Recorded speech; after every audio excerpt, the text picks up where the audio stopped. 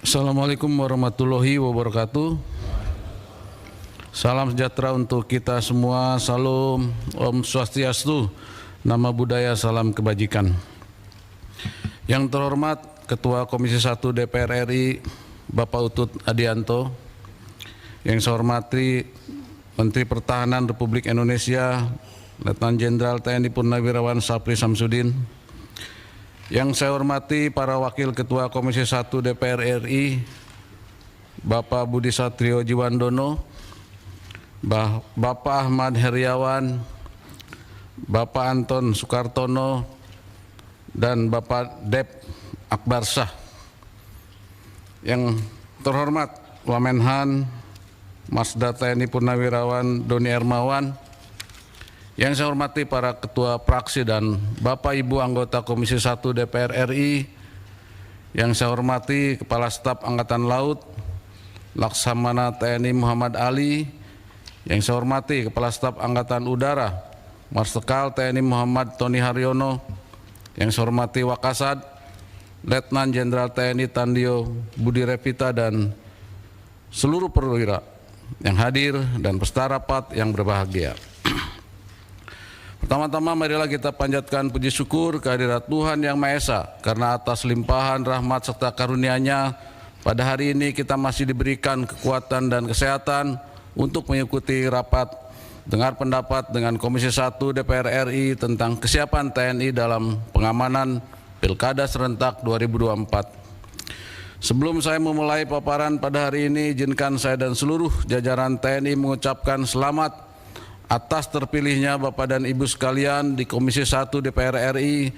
Semoga dengan terpilihnya Bapak dan Ibu, kemitraan antara TNI dengan DPR RI semakin meningkat agar TNI tetap dapat melaksanakan tugas pokoknya untuk melindungi kedaulatan bangsa dan negara Republik Indonesia.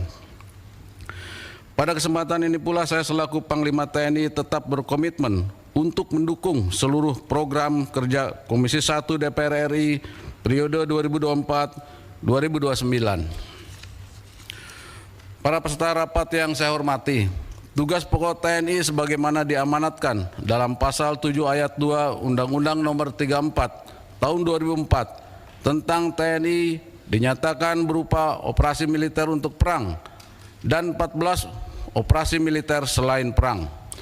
Dalam OMSP, tugas TNI diantaranya yaitu membantu tugas pemerintahan di daerah dan membantu Polri dalam rangka tugas Kamtibmas.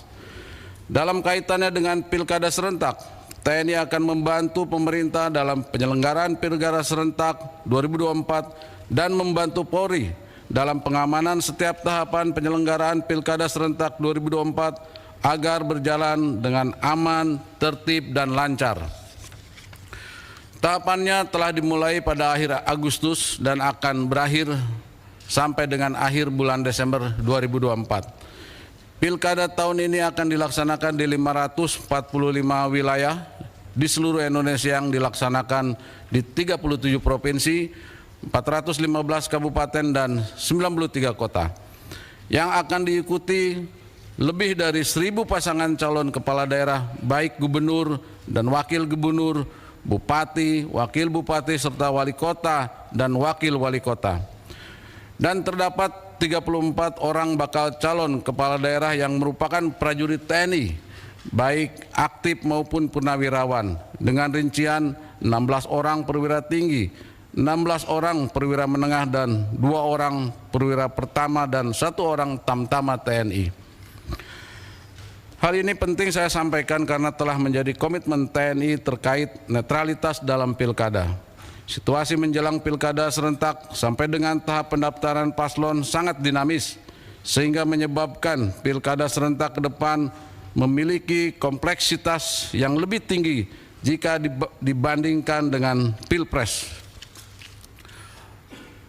Guna mengantisipasi kemungkinan potensi kerawanan dalam Pilkada tahun ini, maka TNI telah melaksanakan koordinasi dengan Bawaslu untuk bersama-sama menganalisis potensi kerawanan yang akan dihadapi oleh KPU maupun Bawaslu yang perlu mendapat perhatian bagi TNI. Dari catatan Sintel TNI, TNI akan dan telah memetakan provinsi-provinsi yang memiliki tingkat kerawanan mulai dari tinggi sampai dengan sedang. Pada tingkat kerawanan tinggi terdapat 4 provinsi, tingkat kerawanan sedang ada 23 provinsi, dan tingkat kerawanan rendah di 10 provinsi. Kerawanan terbagi dalam 3 konteks utama, yaitu politik, sosial budaya, dan keamanan dalam negeri. Pada konteks politik, persaingan antar pasangan calon berpotensi memicu konflik, terutama jika terdapat saling serang antar pendukung. Kemudian aktivitas massa yang mendukung paslon tertentu dapat menjadi sumber ketegangan, terutama bila terjadi klaim kemenangan atau protes terhadap hasil pemilu. Kemudian faktor pemicu konfliknya adalah pengumuman hasil pilkada yang tidak sesuai prediksi, elektabilitas paslon, kemudian ketidakpuasan para pendukung terhadap hasil pilkada yang seringkali menjadi sumber protes besar-besaran. Pada konteks sosial budaya, medan yang sulit dan terbatasnya sarana transportasi dapat menghambat distribusi logistik pilkada, memunculkan ketegangan di masyarakat. Pada faktor pemicu konfliknya adalah terbatasnya sarana angkutan dan medan yang sulit dalam mendistribusikan logistik pilkada.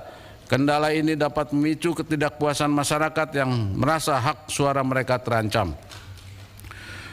Pada konteks Kamdagri, ancaman dari kelompok tertentu yang berupaya mengganggu jalannya pilkada seperti aksi intimidasi atau sabotase, sistem perwakilan dalam pemilu seperti sistem noken di Papua dapat menjadi sumber ketidakpuasan massa, terutama jika mereka tidak setuju dengan pilihan yang ditentukan oleh kepala suku. Faktor pemicu konfliknya adalah aksi kelompok tertentu yang bertujuan mengganggu pelaksanaan pilkada, ketidaksetujuan massa terhadap pilihan paslon yang ditentukan oleh kepala suku memicu konflik horizontal di tingkat lokal. Para peserta rapat yang saya hormati, TNI telah melaksanakan analisis terkait kerawanan yang kemungkinan akan terjadi dalam tahapan Pilkada serentak 2024. Beberapa hal menonjol yang terjadi antara bulan September sampai dengan bulan November 2024. Pada bulan September 2024 terdapat 3 kejadian, yaitu pelemparan granat oleh OTK di rumah calon gubernur Aceh, kemudian penembakan yang dilakukan oleh OTK terhadap rumah dan mobil calon Bupati Toli-Toli, pergantian calon wakil gubernur Papua Selatan, dan pada bulan Oktober terdapat 2 kejadian menonjol, pemecatan calon Bupati Malang, kejadian kecelakaan kebakaran kapal motor yang mengakibatkan meninggalnya calon gubernur Maluku Utara. Kemudian pada bulan November ini 2 kejadian menonjol, KPU membatalkan paslon nomor urut 1 Pilkada Papua Barat Daya dan pembacokan oleh pendukung salah satu paslon pada Pilkada Kabupaten Sampang yang mengakibatkan 1 orang meninggal dunia.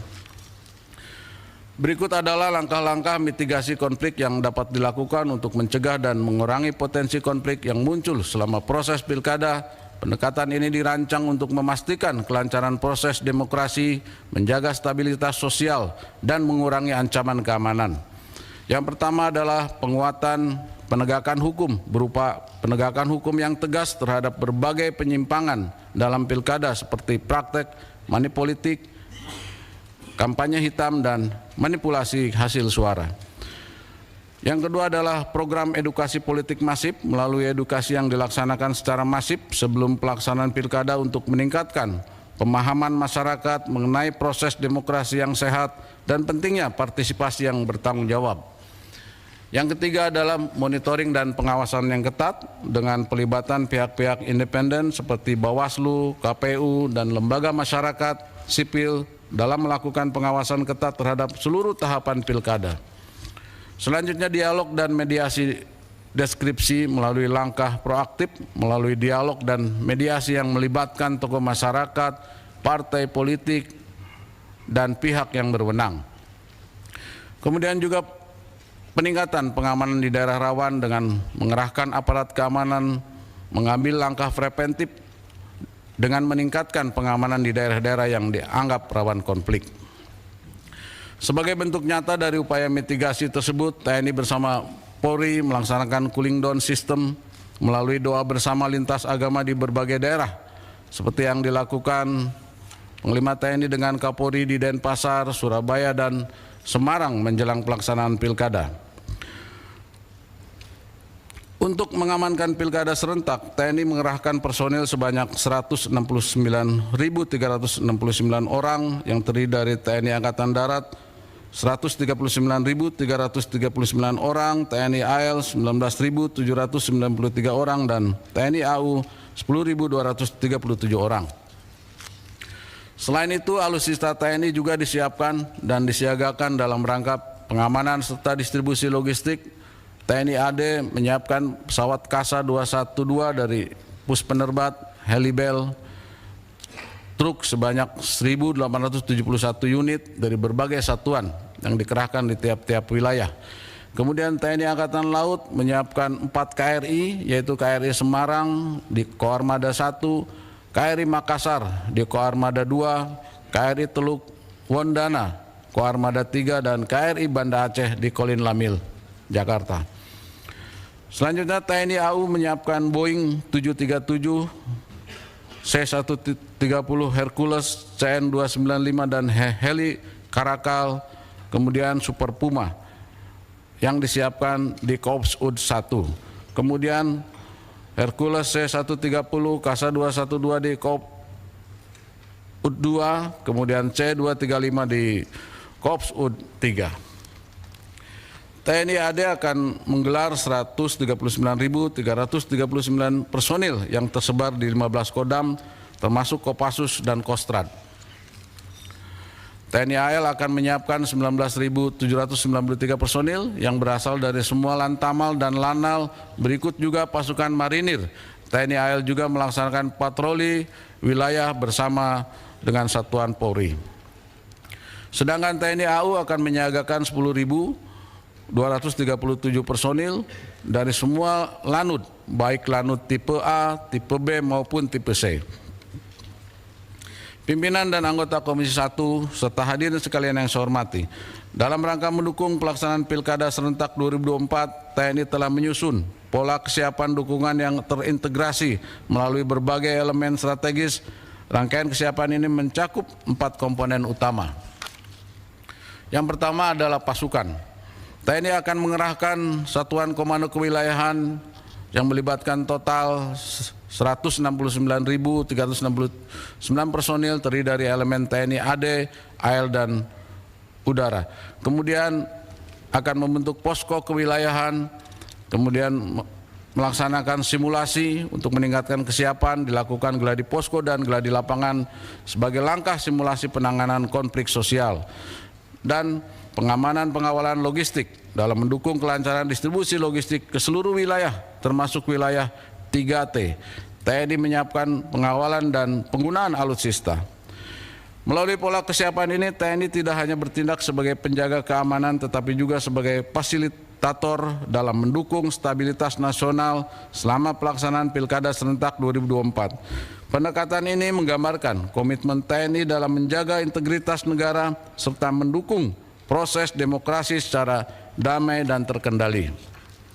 Berdasarkan pola tersebut, TNI menerapkan strategi guna mengamankan Pilkada serentak tahun 2024 melalui melakukan monitoring perkembangan situasi guna mengidentifikasi dan mencegah potensi ancaman dalam pelaksanaan Pilkada serentak, menyiapkan personil dan alutsista yang sesuai dengan tipologi dan kerawanan wilayah untuk mendukung penyelenggaraan Pilkada serentak khususnya di wilayah 4T, rawan bencana dan konflik bersenjata, serta gangguan keamanan lainnya.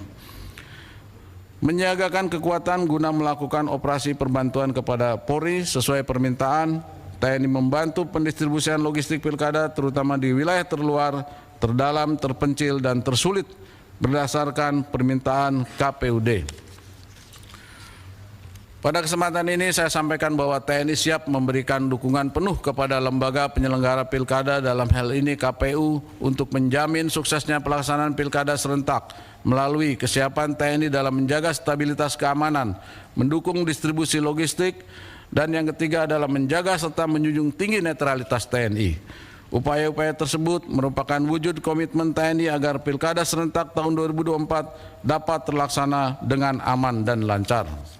Ketua Komisi 1 DPR RI, para wakil Ketua Komisi 1 beserta seluruh anggota Komisi 1 dan hadirin sekalian yang saya hormati, demikian yang dapat kami sampaikan pada rapat kerja Komisi 1 DPR RI dengan Menhan dan Panglima TNI tentang rapat dengar pendapat dengan Komisi 1 DPR RI tentang kesiapan TNI dalam pengamanan Pilkada serentak 2024. Semoga Allah Subhanahu wa taala, Tuhan yang Maha Esa, senantiasa melimpahkan kekuatan dan kesehatan kepada kita semua dalam melanjutkan pengabdian terbaik kepada negara dan bangsa Indonesia.